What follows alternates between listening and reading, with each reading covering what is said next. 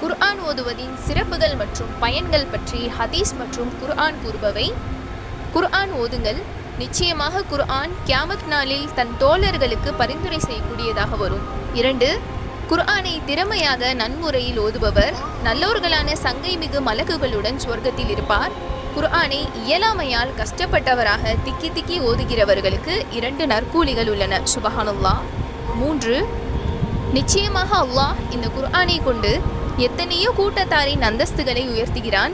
இன்னும் இந்த குர்ஆனை கொண்டு அதனை உதாசீனப்படுத்தும் எத்தனையோ கூட்டத்தாரை தாழ்த்துகிறான். 4. குர்ஆனை உடையவரிடம் நீர் குர்ஆனை ஓதுவீராக, அந்தஸ்தால் உயர்வீராக. உலகில் எவ்வாறு அதனை நிறுத்தி அழகாக தஜ்வீதுடன் ஓதுனீரோ அதுபோன்றே இங்கும் ஓதுவீராக. நீர் ஓதும் கடைசி ஆயத்தின் இடத்தில் உன் அந்தஸ்து உள்ளது என்று கூறப்படும். எவ்வளவு ஆயத்துக்கள் ஓதுகிறாரோ அவ்வளவு தூரத்திற்கு அவரது அந்தஸ்துகள் சுவனத்தில்